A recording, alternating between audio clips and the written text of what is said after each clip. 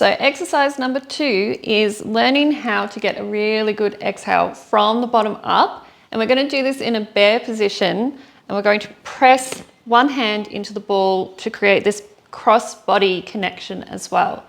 So when you think of diastasis, you want to have the whole ab wall coming on together, and we're thinking about creating balance rather than just cinching in at the top of the abs here, where we often push pressure down. Also, only ever focusing on the low abs, so getting this really good, low, strong contraction can also increase the separation. So you want to be aware of the ab wall coming on together. So we're thinking TVA, internal and external obliques, and the rectus abs all together, rather than thinking of, I'm just going to target the low abs, or I'm only going to focus on the external obliques, or I'm only going to focus on these upper abs here. So we want to think of almost like a wave or zipping up through from the bottom. So when we start that exhale, it's from down low and it's coming through, almost imagining the points here, so the bottom of the rib cage and the hip bones getting closer together as the whole ab wall comes on. So coming into a hands and knees position. First, I want to be set up so that my knees are under my hips. So I don't want to be back here because I'm not going to be able to feel my abs. I want to come forward, knees under hips, hands under shoulders, and I'm just going to start off by pushing my whole rib cage away from the floor. And I want to think about this movement coming from underneath here. So the serratus muscle fans across the side of the rib cage and helps protract through the shoulder blades.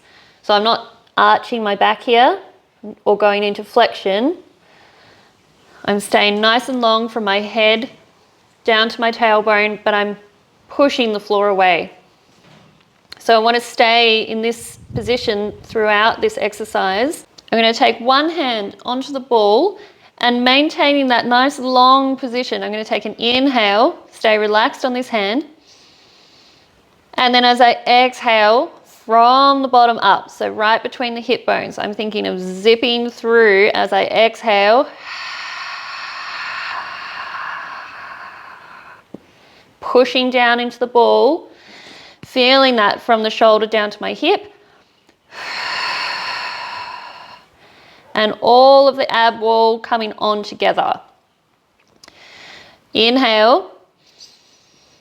Expanding into the rib cage, letting that pressure push down into the pelvic floor. Exhale.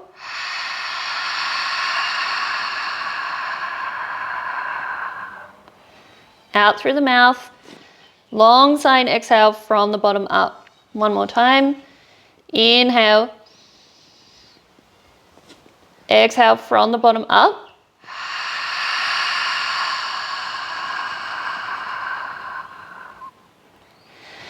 So what you should feel here is this tension starting at the bottom. So from the TVA through the internal, external obliques and the rectus abs, without cinching the belly button back or gripping down on the abs, and thinking of that wave through and up towards the rib cage.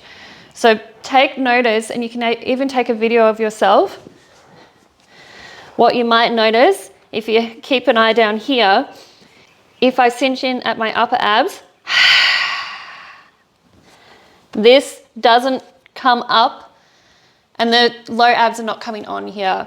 And I'm really just cinching in and crunching my rib cage down. So that again,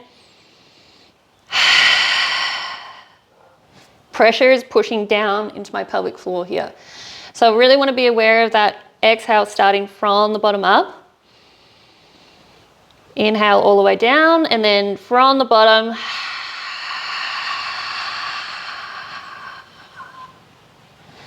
abs should be lifting away from the floor. Feeling that pull from the bottom up back towards the spine of the whole ab wall. So you're going to try 5 breaths on each side with this one, and just taking notice if you start to feel too fatigued in your abs, have a break and then start again.